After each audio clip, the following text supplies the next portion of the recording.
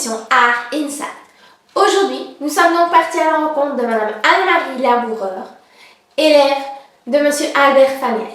Nous vous laissons la découvrir dans cette interview réalisée pour vous.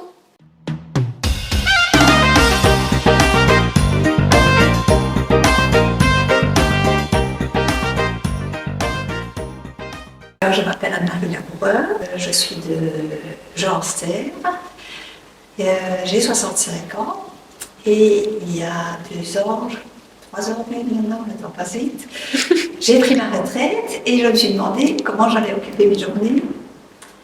Et alors, comme j'avais déjà une passion qui est le jardinage, je me suis dit il me faut quelque chose pour m'occuper les jours où il fera mauvais. Et Lyon, en Belgique. Alors j'ai décidé que j'allais faire quelque chose d'artistique.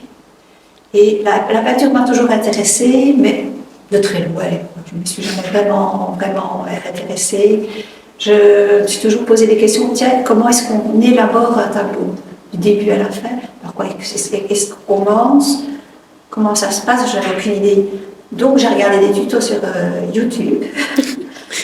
On peut voir comment ça se passait. Puis ça m'a paru assez simple. Toute modestie. Et alors, j'ai commencé à faire des tutos pour débutants et ça me plaisait bien. Et j'ai continué, j'ai posté ça sur Facebook où on m'a beaucoup encouragée à continuer. Et c'est ce que j'ai fait. Et au bout d'1 an, j'ai entendu dire qu'il existait un cours, plutôt un atelier peinture dirigé par un vrai peintre, un vrai lui. Et je me suis dit, tiens, pourquoi pas? Et je me suis inscrite à ce cours, et depuis, voilà, j'évolue. Et je trouve que c'est de mieux en mieux, je vois le progrès. Et quels sont vos principaux thèmes? Les thèmes principaux, comme vous pouvez le voir derrière moi, ce sont plutôt des paysages. Pourquoi? Parce que je n'ai jamais étudié le dessin. Pour faire un paysage, il n'y a pas besoin de savoir dessiner. Parce que si je mets une feuille plus à gauche, plus à droite, une branche plus à gauche, plus à droite, plus haute, plus grosse, ça passe.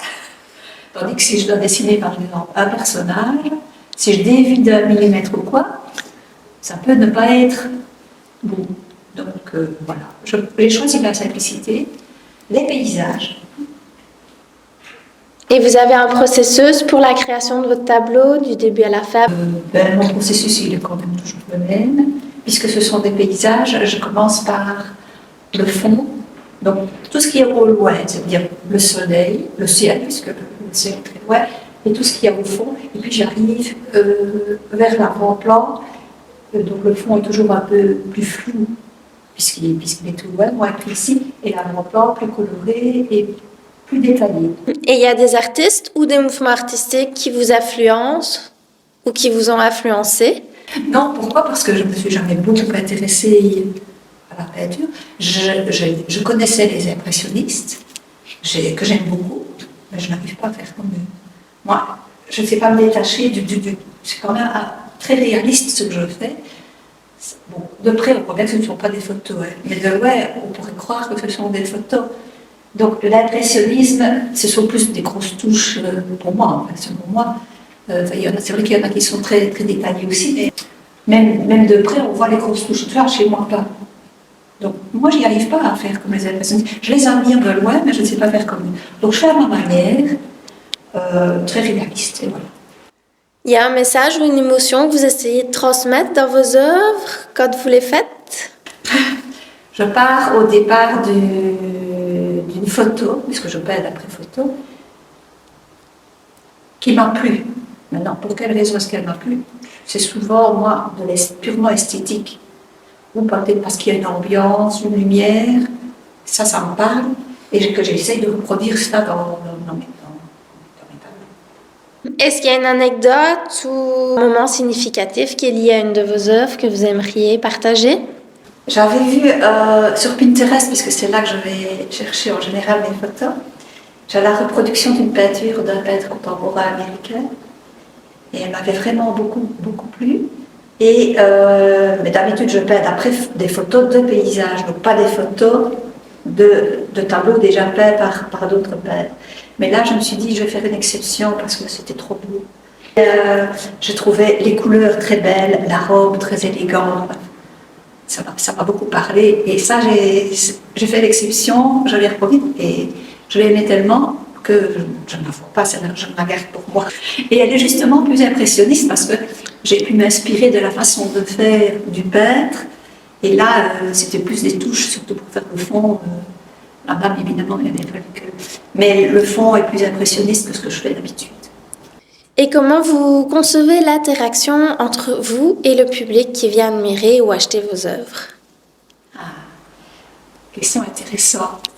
Alors, ça fait toujours plaisir de voir les réactions des gens qui viennent voir, surtout quand ils vous félicitent, ils s'extasient. Oui, ça, des coups de cœur et tout ça, il y en a, mais c'est vrai que le public a du mal à passer de la contemplation à l'achat. Ce que je comprends, parce que il faut d'abord les paysages, c'est parce qu'on met en général, enfin ça dépend des gens, de l'intérieur qu'on a, mais les paysages, c'est parce qu'il y a le plus moderne à mettre dans le mur. Ensuite, ben, c'est un certain prix, une œuvre. Hein, et puis, il faut que les couleurs s'accordent avec l'intérieur. Il faut vraiment un coup de cœur et au bon moment, au bon endroit, pour venir, pour que l'achat se passe à l'achat. Et ça, c'est quand même rare. Et vous avez des projets pour les futurs tableaux? Vous avez déjà des idées pour vos futurs tableaux ou pas encore? J'ai un petit stock de photos chez moi qui attend, mais quand je les imprime, je fais encore un tri par la suite, parce qu'il y en a que je laisse de côté, que je ne fais pas finalement, et donc j'en ai pas beaucoup, j'en ai pas tellement. En fait, le travail de recherche de photos, ça prend énormément de temps, parce que j'ai du mal à me laisser. J'attends vraiment le coup de cœur et il n'arrive pas souvent. Parfois, je fais des choses, allez, parce que je ne vais pas rester sans peindre pendant une semaine, ça non. Donc, j'ai choisi quelque chose qui me plaît peut-être un peu moins, mais les coups de cœur, c'est ce qu'on aime la plus belle, finalement. Dans notre prochain épisode d'Art Inside, nous partirons à la rencontre de Monsieur Jean-Marc Peters. Au début, il a travaillé le verre, et puis, il s'est finalement laissé séduire par la peinture. Nous vous disons donc à très vite.